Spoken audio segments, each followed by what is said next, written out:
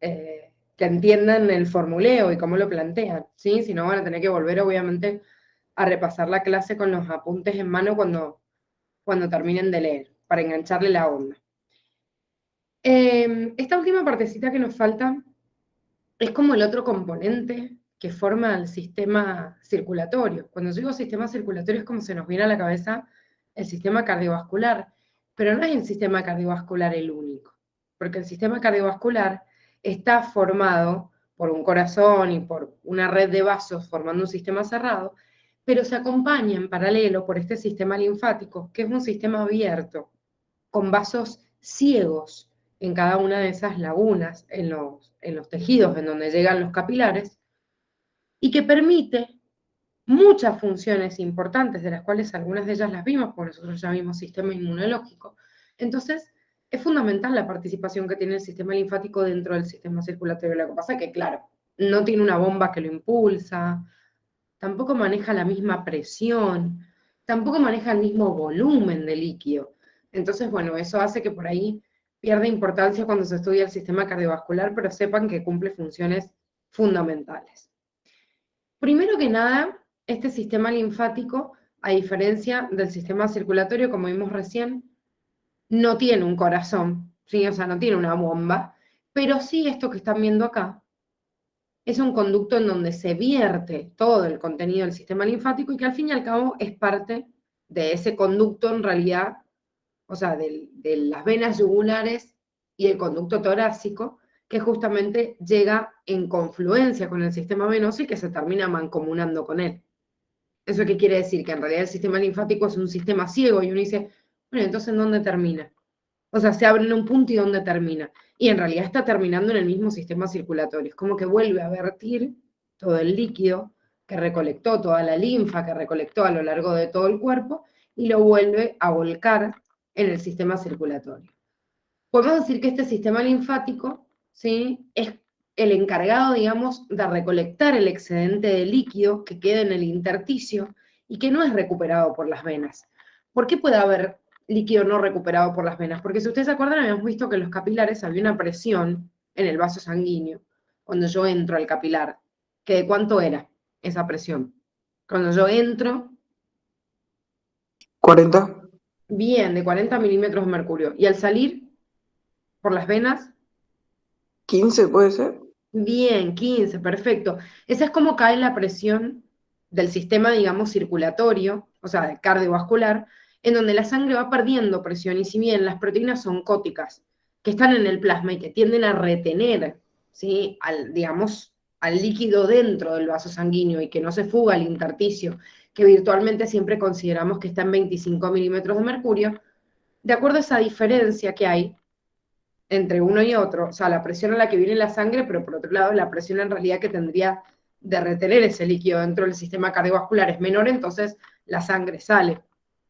No es que sale toda la sangre, sale el líquido y los iones y los gases que estén a favor de su gradiente de concentración. Porque no es que en el capilar hay más presión y sea, bueno, se fugan todas las cosas al sistema, o sea, fuera del vaso sanguíneo. Los glóbulos rojos no pasan por ahí, y en realidad los glóbulos blancos, si no hay un proceso infeccioso, tampoco hacen diapésis para viajar y pasan de largo, y las plaquetas, si no hay una lesión de un vaso, tampoco. Entonces, uno dice, ¿qué es lo que sale? Y en realidad sale el agua con iones a favor de su gradiente de concentración, sale el agua con los gases disueltos, por ejemplo, con el oxígeno, que siempre hay mayor concentración en el capilar, en el extremo arterial. Entonces, cuando yo voy para el lado de la vena, vuelve a meterse gran cantidad de ese agua con otros iones que estén y gases que estén en mayor concentración en el intersticio para meterse hacia el vaso. Por ejemplo, el dióxido de carbono, por ejemplo, si hay un excedente de algún desecho nitrogenado que libere la célula. Pero claro, en ese ir y venir, o sea, de meter y sacar cosas, no siempre queda exactamente compensado. A veces salió más agua de la que vuelve a entrar. Si ese agua queda acumulada en ese intersticio, forma lo que conocemos como edema. Entonces lo que hace el sistema linfático es recolectar como un embudo, porque comienza ahí el vaso linfático, en el intersticio de los tejidos, y como un embudo recolecta el excedente de líquido que ha quedado, recuperando aproximadamente 200 gramos de proteínas y bastante líquido, no está ahí la cantidad de líquido en sí porque depende. O sea, depende del consumo de líquido que hayamos hecho en el día, por ahí se excede más, por ahí menos, o sea, hay una tendencia a que algunas sustancias retengan más la cantidad de líquido dentro del vaso sanguíneo o menos. Entonces, recupera el líquido para que no haya edema, ¿sí? ¿En qué volumen? Dependiendo, obviamente, el consumo también de agua de ese día. ¿Y qué pasa cuando yo recolecto todo? Y bueno, lo vierto a esta imagen que estaba acá, esa de acá, está agrandada en esta imagen que estamos viendo acá, ¿sí? Que es el ingreso del sistema linfático al sistema circulatorio. Se va a vertir en este punto que están viendo acá, que ese punto está entre medio de la vena subclavia, y esta es la yugular, y acá tengo también el otro punto, ¿sí? Entre medio justamente de la vena subclavia y de la yugular, que serían estos vasos que se ven así como cortados acá. Lo que pasa que desde el lado, digamos, de un lado y del otro, como hay un pliegue que se está formando y el otro es antes de la división, fíjense que es como que está acá el vaso y se vierte como casi a la subclavia sola y la yugular va por arriba, por eso se les ha puesto distinto. Y el lado derecho se llama conducto linfático derecho y el otro es la unión del tronco brachiocefálico, que es la vena yugular y la vena subclavia, y por eso le llaman conducto linfático izquierdo, torácico, perdón, izquierdo. O sea, acuérdense de eso, que se llama torácico el izquierdo y linfático el derecho, pero es la confluencia al fin y al cabo de las venas subclavias y de la yugular a la altura del cuello. Entonces ahí vuelvo a vertir la linfa. Este sistema linfático está formado por vasos, se llaman vasos linfáticos. Generalmente se grafican en verde. En esa imagen se vean menos, como medias azules, pero como siempre el sistema cardiovascular se dibuja en rojo y en azul, las arterias y las venas, es como que el vaso linfático le pusieron así como color verde. No es que sean realmente verdes, ni tampoco la linfa es verde, porque la linfa es transparente o media amarillenta, porque es un fluido muy similar a la composición del plasma de la sangre, en cuanto a la cantidad de líquido, y si bien no tiene la misma cantidad de proteínas, tiene menos proporción de proteínas la linfa que la sangre, pero bueno, digamos que tiene un color como parecido al plasma.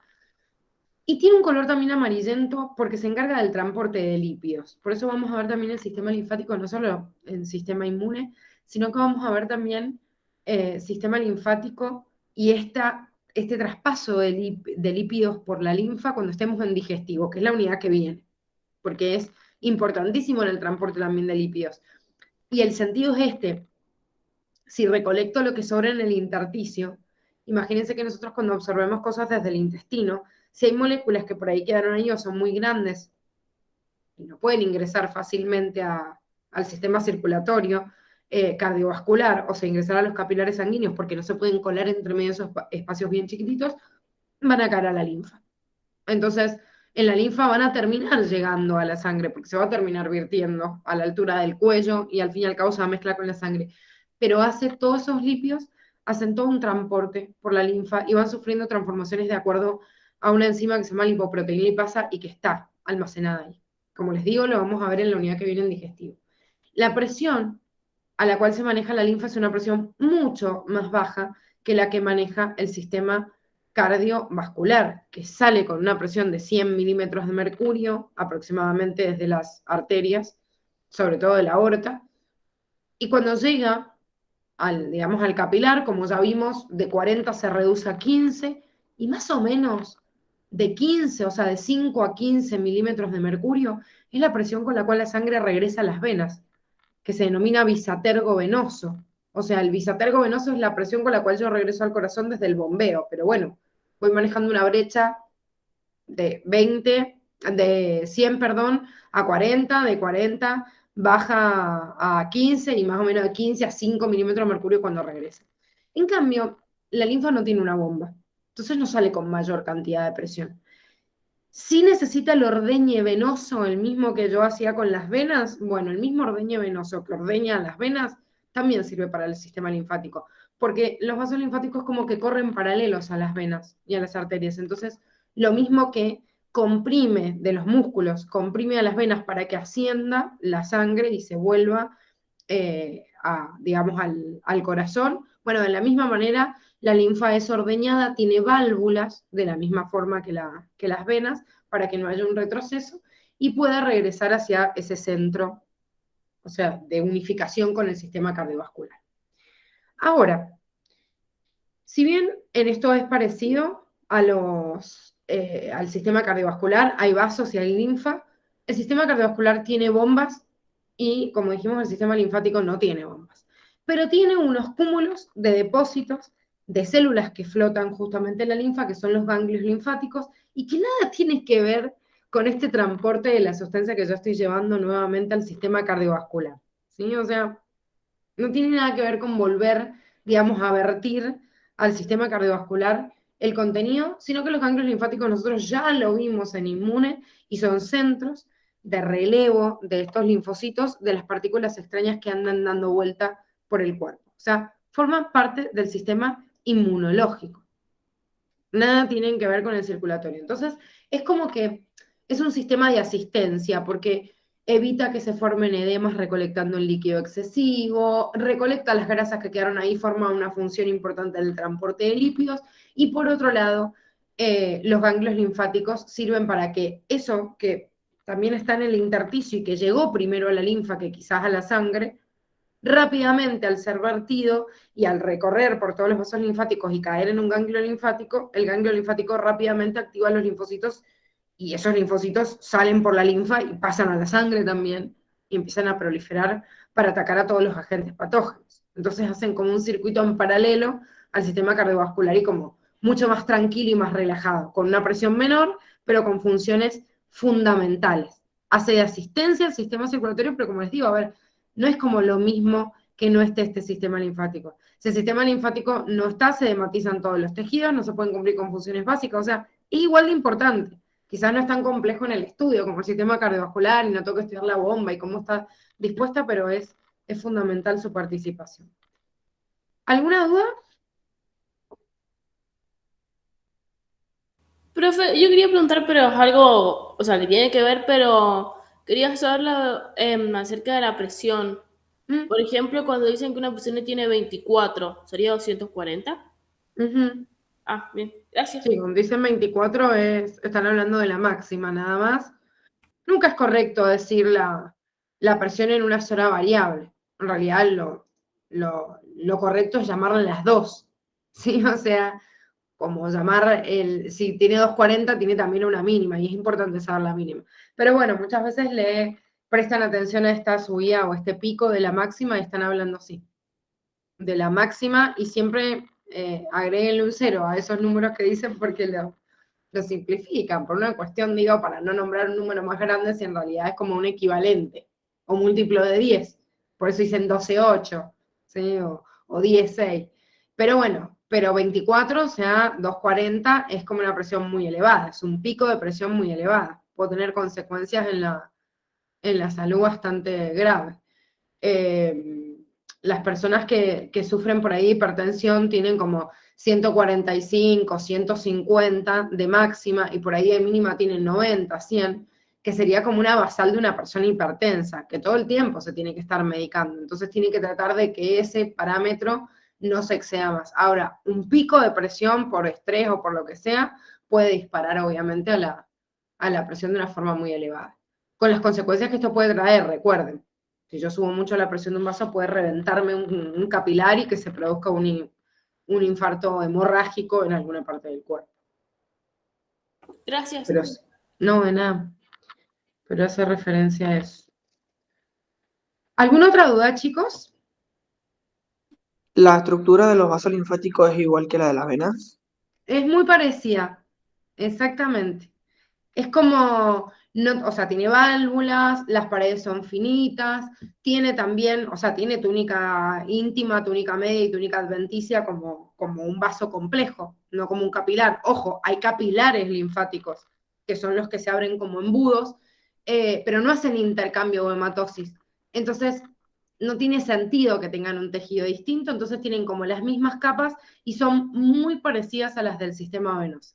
También colapsan porque tienen una túnica media mucho más finita, porque no impulsan con fuerza y serían como vasos de capacitancia y no de resistencia de la misma forma que las venas. Con la diferencia, como les digo, que es un vaso ciego. Es un embudo en la terminal del intersticio y ahí es como un camino de vuelta, pero el de ida no está. O sea, solo vuelve al sistema cardiovascular. Nunca llega hacia el lugar la circulación. ¿Se entiende? Sí, sí, sí. Bien. Profe, ¿y el sistema linfático está en todos los mamíferos, o sea, en todos los animales o solamente los que tienen el mismo aparato circulatorio que nosotros? Mira, están en todos los mamíferos. Si me meto a describirte Animalia, te voy a hacer un lío y no tiene sentido porque no se los preguntan. Pero en todos los que existen un sistema o un circuito cerrado, existe también un sistema linfático en paralelo.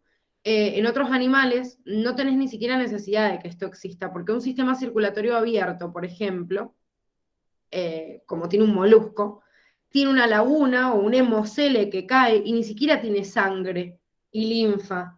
Tiene incluso un componente que se llama hemolinfa y que le han puesto ese nombre porque de alguna manera es como que cumple la función del sistema linfático al ser un sistema abierto y que hace como un embudo en los tejidos, pero por otro lado tiene pigmentos respiratorios que por ahí hasta le dan el color. No necesariamente tienen que tener hemoglobina, algunos tienen hemocianina, que es un pigmento así como de un color medio bordó o violeta, digamos, o sea, un poco más oscuro, digo, que el rojo, y que le da por ahí otra coloración. Entonces, es como que tienen un sistema raro que no es ni el linfático ni el cardiovascular que conocemos porque es abierto. Entonces, en esos no existe. Depende. Pero generalmente, o sea, en los vertebrados sí, porque ya hay circuitos cerrados. En donde hay circuitos cerrados, sí encontrás este sistema linfático en paralelo. En los otros no. Hay distintas variaciones. Ah, bien, gracias. No, nada, Juan. ¿Alguna pregunta más?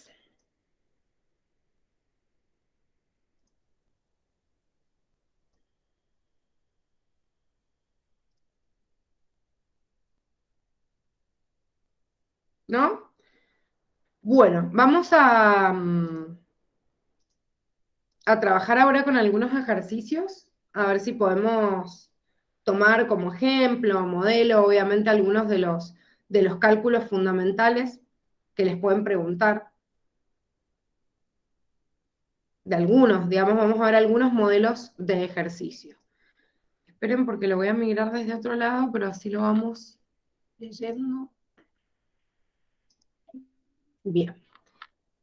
Vamos a ver el primer punto. Vamos a tener varios puntos, obviamente, que podemos calcular y que tenemos que tener como parámetro, digamos, las fórmulas que hemos visto en esta unidad. Y pensar qué es lo que me están preguntando. Y pensar algunos esquemas lógicos, que ya lo habíamos hablado, de decir, a ver, ¿qué es lo que me están preguntando realmente? ¿Sí? O sea, me están preguntando una variable o la otra. No es cuestión de aplicar un montón de fórmulas y al fin y al cabo son 2 o 3 fórmulas y listo. O sea, nada más tengo que pensar qué es lo que me están diciendo. A veces ni siquiera tengo que calcular y tengo que decir, tenía que hacer una regla de 3 nada más o tenía que pensar si iba a ser más o iba a ser menos. Siempre depende del tipo de situación problemática. Bien, ahora, esta pregunta me dice, un paciente asiste al centro de salud en el cual ustedes trabajan y se les miden los signos vitales, los cuales arrojan los siguientes datos. Una presión sistólica de 120 milímetros de mercurio, una presión diastólica de 100 milímetros de mercurio, o lo que ustedes llamarían en lo que estábamos viendo recién, 1710, ¿sí? ¿Cómo está esa presión? Con respecto a lo normal, digo.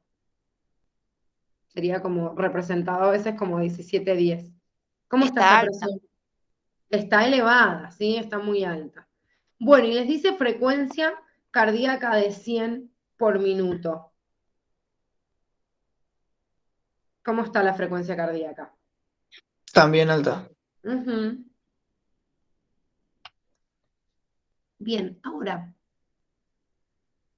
por más de que me da estos datos, y en realidad ahora van a ver, porque en realidad tiene que ver justamente con que vamos a trabajar sobre distintas, digamos, sobre distintas variables, porque son varios puntos en un mismo problema, pero en este punto de acá me dice, para el mismo paciente, ¿sí? Que vamos a tratar varias varios cálculos distintos, calcule la PAM. Yo les dije, la PAM no es una variable que en teoría deberían preguntarles, pero vuelvo a decirles lo que les digo siempre, nosotros siempre tomamos estas precauciones de decir, mira, sí, es verdad, la facultad en realidad no debería preguntártelo, pero bueno, a veces comete estos atropellos de preguntar cosas igual, entonces yo por las dudas digo, bueno, me cuido y les tomamos la precaución de por ahí hacerles algunos ejercicios de algunos temas que supuestamente no entran, pero por las dudas. No era muy complicado la fórmula de la PAN, ¿se acuerdan que la vimos ayer? ¿Cómo lo sacábamos? Era Sí, 2 por era la 2 por diastólica. presión diástole más presión sistólica, dio 3 y me dio la primera. Bien, perfecto. O sea que yo tengo que multiplicar 2 veces la presión diastólica, ¿sí? Voy a poner los datos, los valores nada más, pero obviamente sepan que es en milímetro de mercurio. Más una vez la sistólica dividido 3, ¿sí? Esa sería como la forma de calcular la PAM. ¿Cuánto me da entonces la PAM? La 123,33. Perfecto, ¿sí? O sea que este sería el valor de la PAM, de la presión arterial media. ¿Cuál era el valor de la PAM normal? De 70 a 110. Bien, de 70 a 110. Sí, esa era la PAM en equilibrio. Entonces acá obviamente estamos teniendo una presión arterial media elevada. No voy a tener riesgo de que no le llegue perfusión a los tejidos, pero el problema grande es que esta persona le puede dar, o sea, o tener algún cuadro grave si se llega a reventar algún capilar o algún vaso porque le llegue más sangre de la que debe, que eso es lo que sucede cuando hay un aumento de la presión. Bien, vamos a hacer otro cálculo. De esta misma persona que estábamos viendo, nos dice, si usted sabe que el gasto cardíaco, ¿sí?, de esta persona o de este paciente que estábamos viendo es de 6 litros por minuto, ¿cuánto es su volumen sistólico? ¿Sí? ¿Qué datos necesitamos entonces para averiguar el volumen sistólico?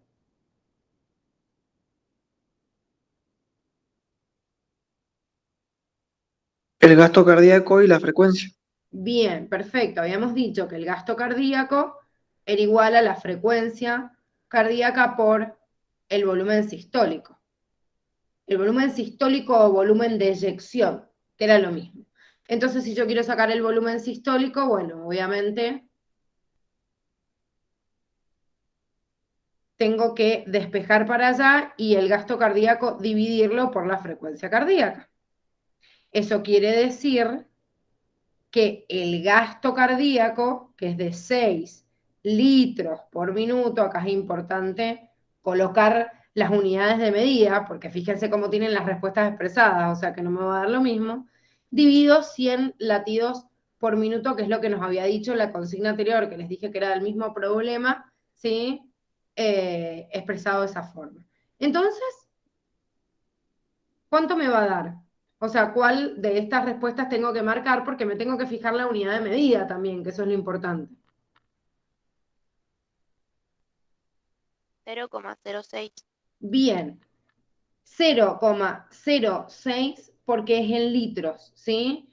No me da ninguna, encima de estas son 600. Si me hubiera dicho de última, no sé, 60, hubiera dicho también es un equivalente en mililitros, que es una unidad, digamos, que podría usar para expresar el volumen sistólico. Pero bueno, sería cualquiera de esas 2 unidades no más. Bueno, vamos con otro.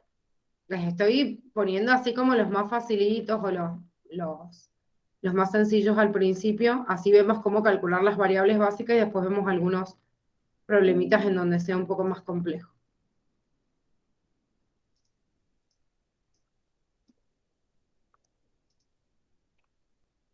Bien. Sabiendo entonces los datos anteriores, me pide que calcule la resistencia periférica total. No me ponen las unidades de medida porque ni siquiera me las han dado, así que bueno, me simplifica bastante el cálculo.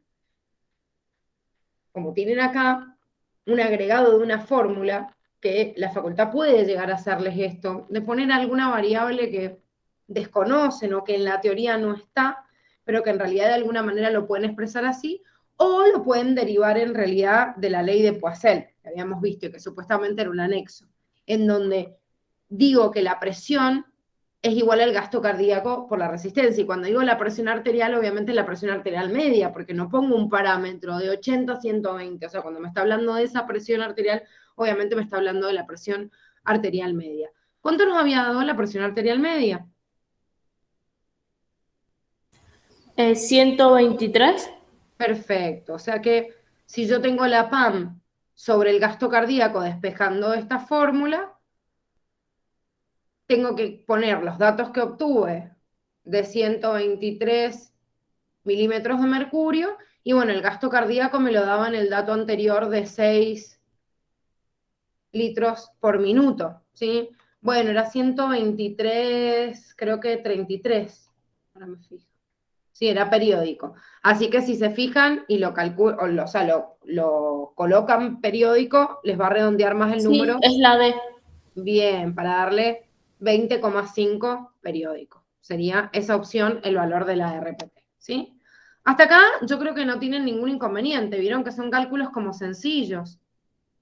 Son como muy complicados. Por eso la facultad no les deja usar calculadora en biología, porque generalmente, bueno, son datos o variables así como fáciles de calcular.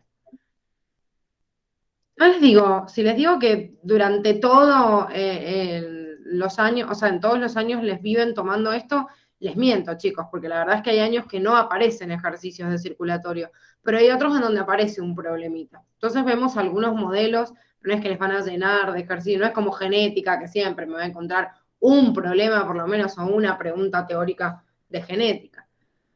Bien, vamos a una segunda situación, me dice. En una persona que pesa aproximadamente 100 kilogramos, ¿su volemia de cuánto es? ¿De cuánto es? Ahí hay que hacer regla de 3. Bien. ¿Y cómo hago la regla de 3? O sea, ¿qué represento?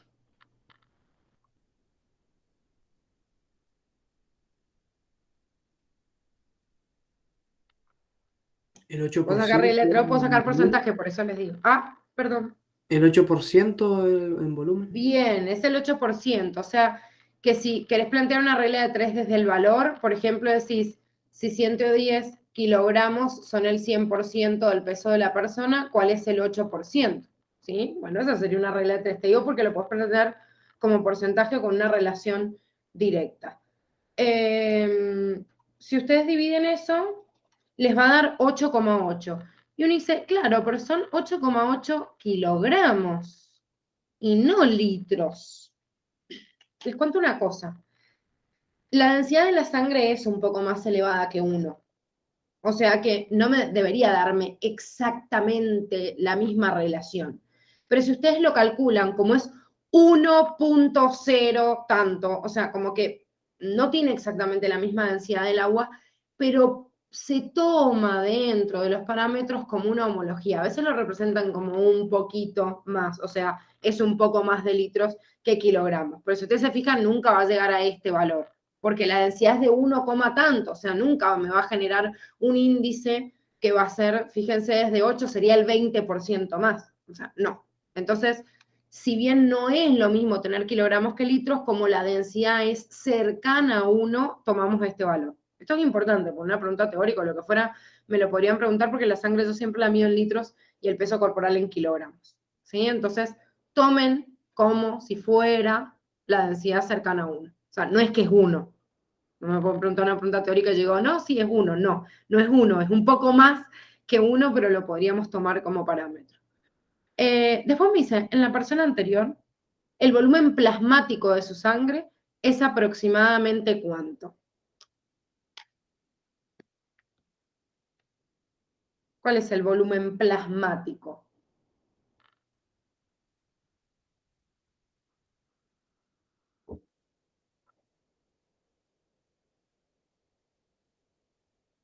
Se quedaron remudos.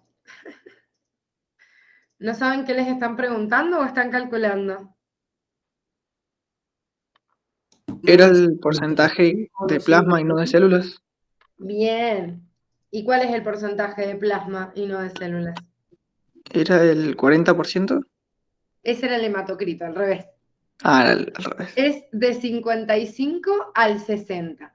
Como tengo un parámetro y no sé bien qué me está preguntando, entonces, bueno, saquemos los dos. Esto también lo plantean con una regla de 3. Yo digo, bueno, si el 100% del peso de mi sangre, de acuerdo a lo que calculé en el punto anterior, sería 8,8 litros, entonces, por ejemplo, calculemos el 55%.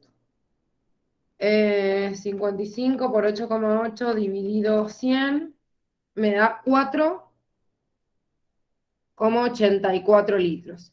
Bueno, que justo es un valor, supongamos, calculémoslo por 60 por las dudas, a ver si hay un parámetro, pero no, ya se va a escapar mucho. Les va a dar 5,28. O sea que tendría que estar entre estos dos valores, entre 4 y 5. Como no hay ninguna respuesta a esta, digo, bueno, esta es la más cercana, este problema considerado como el 55% de la sangre, que es plasma, ¿sí? Que sería el componente líquido de la sangre. Bien. ¿Qué otro tipo de preguntas me pueden hacer? Fíjense que esto eran datos que encima ni siquiera estaban con la fórmula que me habían dado, sino que me están haciendo racionalizar porcentajes plasmáticos. A mí me quedó una duda. Sí, El 8% de arriba de la bulimia, ¿por qué era? ¿por qué? No, porque como regla general, el 8% del peso corporal es la cantidad de sangre que tenemos. Ah, bien, eso era. Exacto, es como decirte, ¿cuánto más o menos de tu peso es hueso? Y más o menos el 18%. ¿Cuánto de tu peso es músculo? Y si sos hombre, el 40%, si sos mujer, el 20%. Bueno, ¿cuánto de tu peso es sangre? El 8%. O sea, es como regla general. Puede ser que alguien pueda tener más o menos, pero serían como los cálculos de cuánto ocupa cada uno de los tejidos en en cada uno de los individuos. No es la misma proporción en otras especies, pero sí en nosotros. Bien, vamos al tercer problema. Dice, calcule la frecuencia cardíaca de un individuo que posee una sístole ventricular de 0,15 segundos. ¿Cómo lo calculo esto?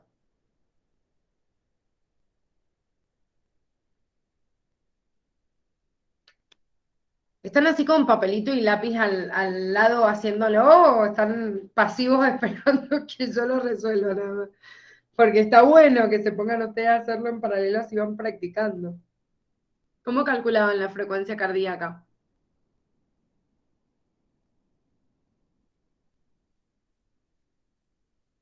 El gasto cardíaco dividido el volumen. Bueno, pero no tenés esos datos. Está bien lo que estás diciendo. Si tendrías esos datos, sí, pero te está dando otro dato, te está dando una sístole ventricular.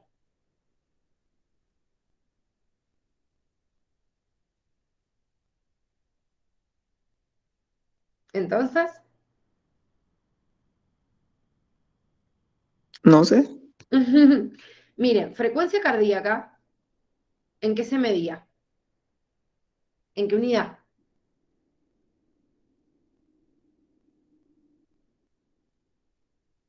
Latidos por minuto. Perfecto. Cantidad de latidos por minuto. El minuto son 60 segundos, es una unidad de tiempo, no tengo nada que calcular. La frecuencia cardíaca es la cantidad de veces que el corazón late. El corazón late de, digamos, en un promedio de 70 a 75 veces por minuto en una persona que está en reposo. Y en esa persona que está en reposo yo tengo una variable y una cantidad de tiempo que se ocupa en sístole auricular, sístole ventricular y también en la diástole, en ese porcentaje, digamos, de cada uno de esos parámetros en un latido normal. O sea, un latido normal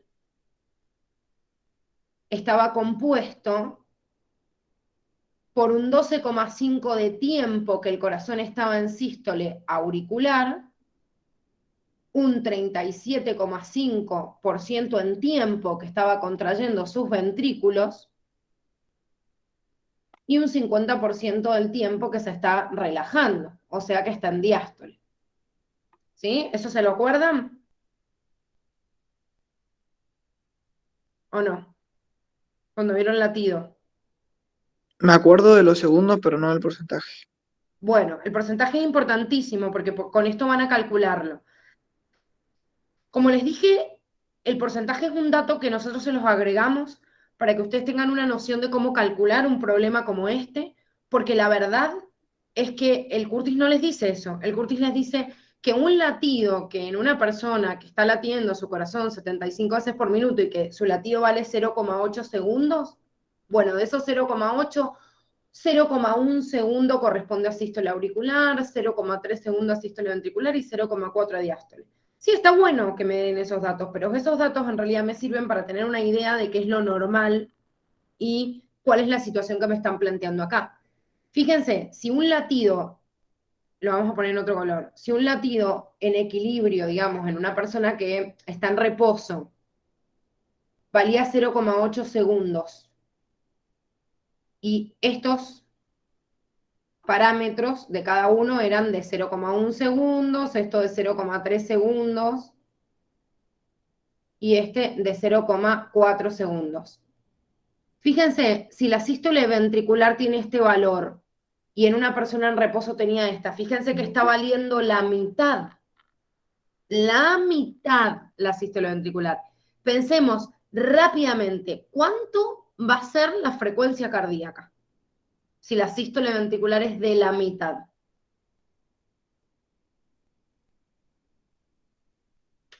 Piensen, un corazón que late tuc, tuc, tuc. De un momento a otro me demoro 0,8 segundos y cada uno de sus componentes tiene un tiempo.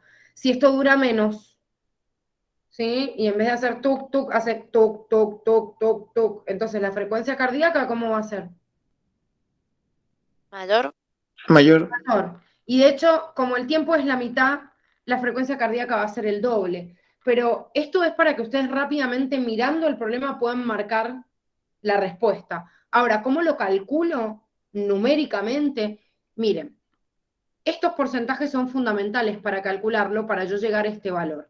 Si mi sístole ventricular siempre equivale al 37,7 a 37,5% de un latido, quiere decir que yo sé que el 37,5% de mi latido es esto, porque es el dato que me da el problema. Se demora 0,15 segundos. Bien, ¿cuál es el 100%? O sea, estoy hallando con esto el valor de un latido, ¿sí? O sea, no del 37%, del 100% que sería esto, el valor de un latido. Entonces, 15 dividido 37,5 me da 0,4 segundos. Este valor es el valor de un latido. Bien, pero la frecuencia cardíaca es la cantidad de latidos por minuto. Yo quiero saber en un minuto o en 60 segundos cuántas veces se repite esto. Y bueno, la siguiente regla de 3 va a ser, si 0,4 segundos es un latido, ¿cuántos latidos se van a repetir en 100 segundos? ¿Sí? Entonces ahí voy a dividir 100 dividido 0,4, 100%. 250 me dio. ¿Cómo? 250. Pero no está ahí. Puesto. No, es que hay algún dato que Profe, hemos yo no anotado entiendo mal. por qué 100 segundos. Hay un... Ahí está, qué boludo. ¿No es 60? Sí, son 60, chicos. Chicos, ¿qué dato estoy poniendo mal? ¿Cómo me va a dar una frecuencia total? Sí, son 60. Estoy sacando al 100%, es un minuto. Esperen que no encuentro la goma en esta hueá. Ahí estamos. En un minuto, ¿sí? Entonces, en un minuto, ¿cuánto voy a tener? 150. 150 latidos. Y si ustedes se fijan, es el doble de la frecuencia cardíaca normal. Si en una frecuencia cardíaca normal mi latido dura 0,8 segundos y cada uno de los componentes dura esto, que es lo que tenemos en rosado, y bueno, entonces en una frecuencia cardíaca que es del doble, en vez de 75 latidos por minuto a 150 latidos por minuto, todos los parámetros van a valer la mitad. Por eso les digo que ustedes mirando esto nada más y viendo una sístole ventricular de 0,15, cuando la normal es de 0,30, ya podían decir, si la sístole es la mitad, la frecuencia cardíaca es el doble. Pero si quieren calcularlo, la forma de calcularlo es la que tienen acá. Así y así. ¿Sí? Calculo primero del dato que yo tengo de sístole ventricular o sístole auricular o lo que sea, el porcentaje total, y después de eso calculo la frecuencia, obviamente, cardíaca. ¿Se entiende? Sí. Bien. Sí.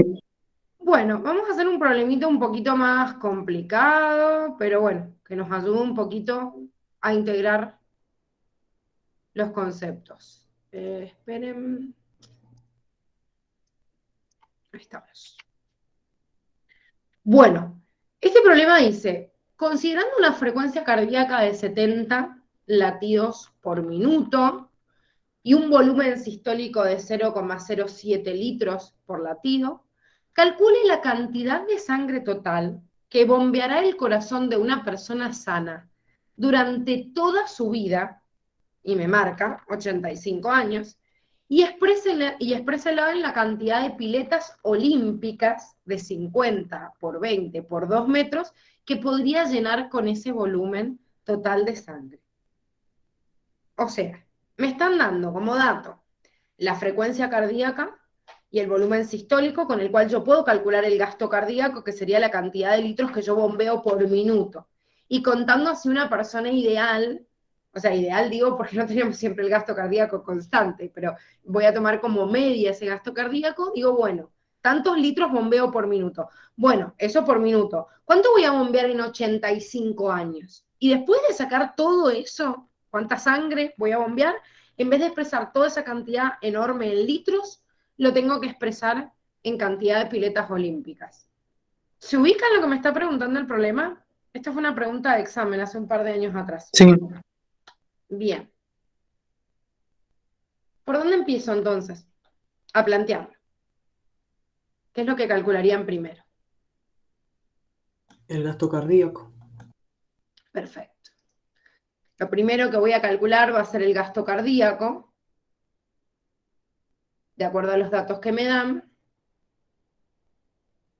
Volumen sistólico, volumen de eyección.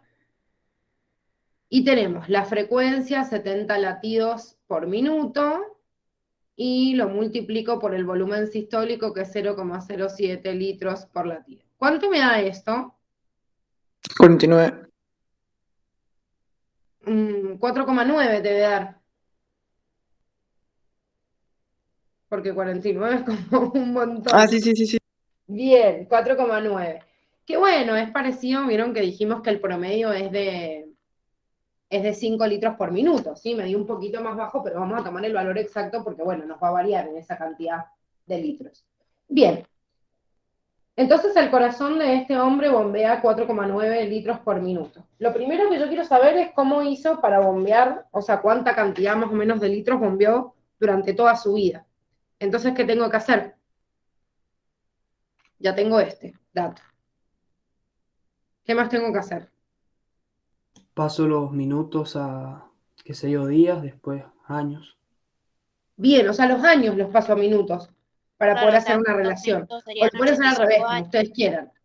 85 años, cada uno, o sea, cada año tiene 365 días, podríamos considerarlo, ¿sí?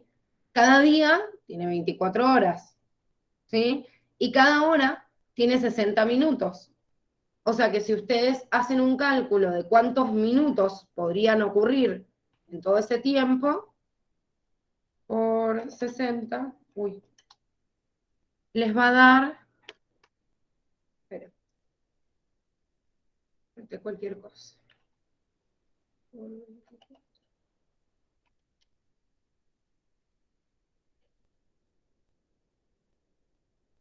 No, me estoy comiendo un punto.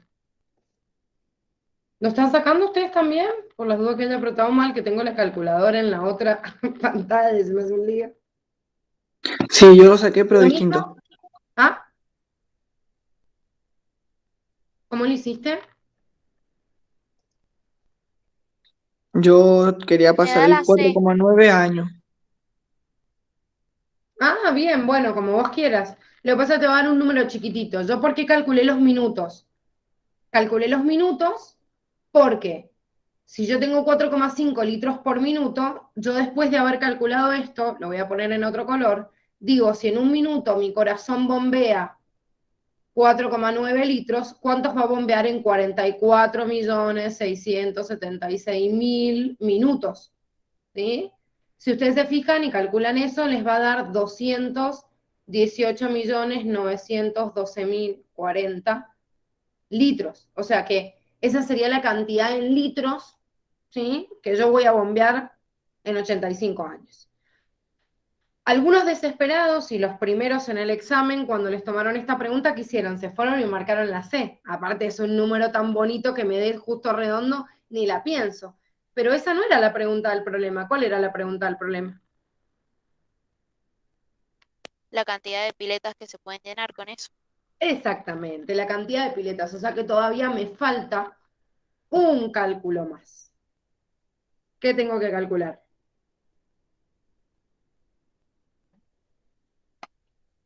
El volumen de la pileta. Bien, para calcular el volumen de la pileta, si ustedes se fijan, 50 por 20 por 2, me va a dar un volumen en metros cúbicos. 50 por 20 por 2, ¿por qué? Porque eran metros. Uy, estoy multiplicando. Creo que daba 2000, sí, está bien. Me da 2000 metros cúbicos, ¿sí? Pero yo acá tengo litros y acá tengo metros cúbicos. Entonces tengo que pasar o los litros a metros cúbicos o los metros cúbicos a litros, como quieran. ¿Cuál era la equivalencia del metro cúbico a litros, se acuerdan?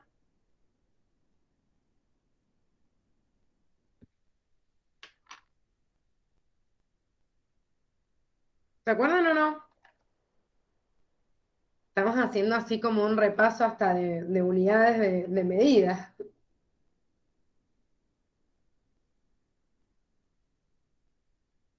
¿Me escuchan o no? ¿Un metro cúbico a 1000 litros o al revés? No me acuerdo. Un metro cúbico es equivalente a 1000 litros. Eso quiere decir que 2000 metros cúbicos van a ser 2 millones de litros. Entonces, si quiero, por último, representar la ecuación o esto en cantidad de piletas, van a tener que dividir la cantidad de litros totales que yo obtuve de bombeo del corazón de toda la vida por la cantidad de litros que me entran en una pileta. Y eso les da 109, no sé, 0,5 por ahí. Que en realidad de los datos que tienen, aproximadamente van a encontrar ese valor.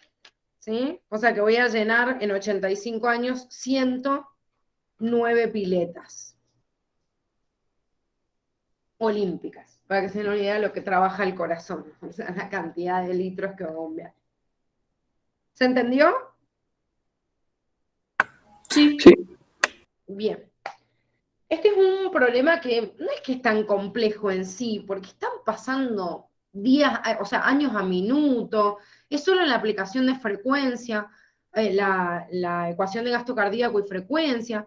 La verdad que no tiene cuentas complicadas, pero bueno, tenía ciertos pasos que por ahí cuando uno está rindiendo biología lo desencaja un poquito, nada más. Vamos a hacer uno más.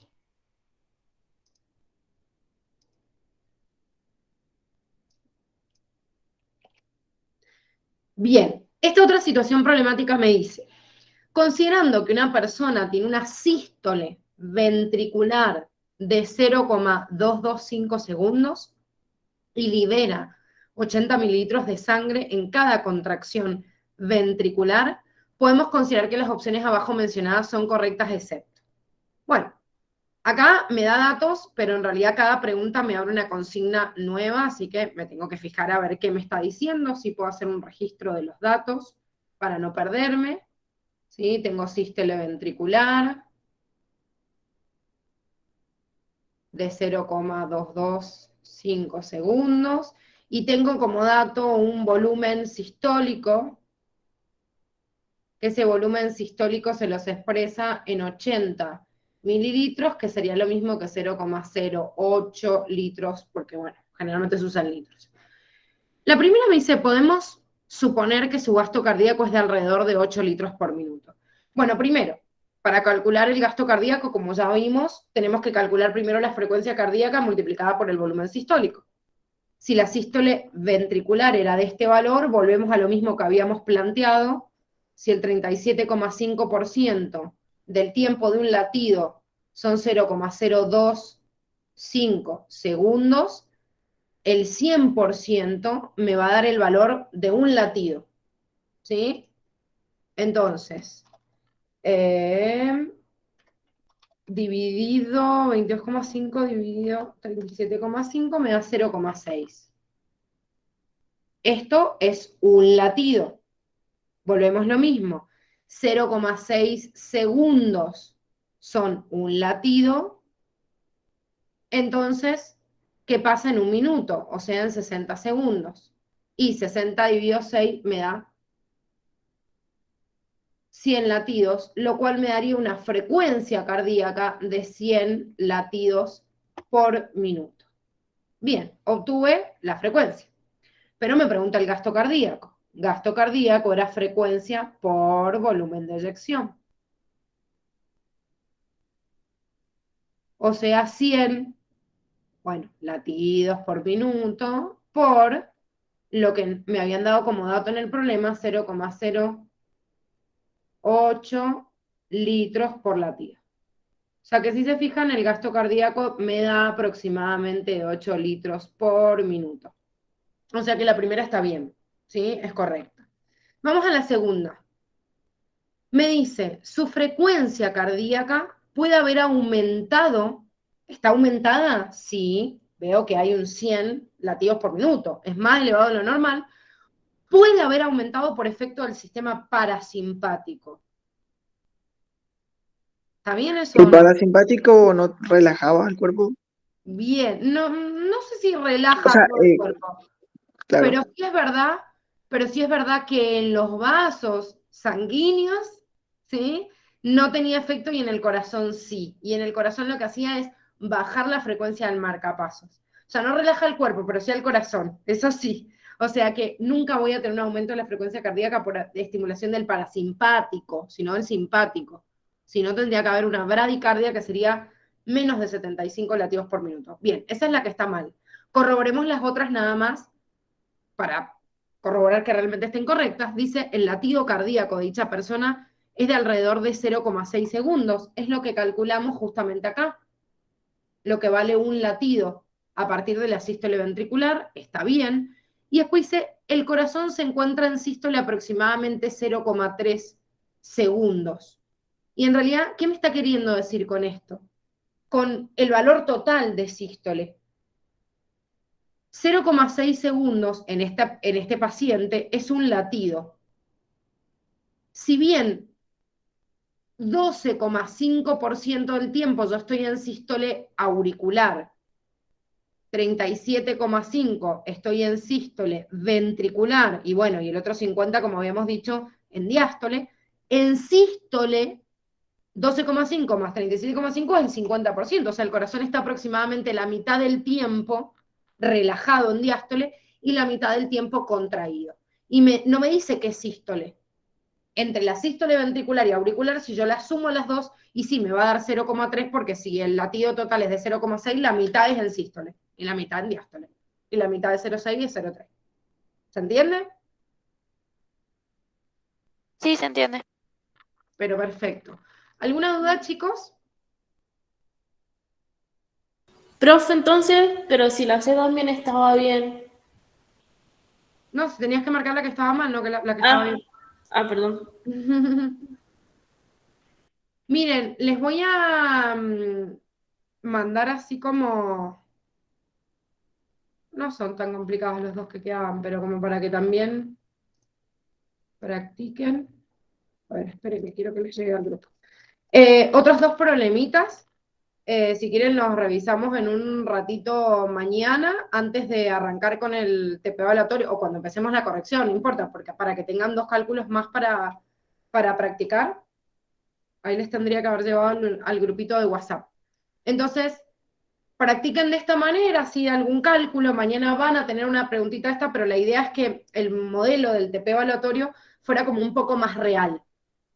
Ser un poco más real significa, no les voy a meter un montón de preguntas de estas de cálculos, porque es mentira que les van a preguntar solo esto en circulatorio. Entonces, por eso decidimos en el día de hoy mostrarles algunos modelos para que ustedes lo interioricen, pero mañana en el TP evaluatorio se van a encontrar como un poco más real a lo que les pueden llegar a preguntar del sistema circulatorio, ¿sí? Pero no dejen de practicar o de saber calcular cosas mínimas por si se llega a filtrar alguna preguntita, ¿sí?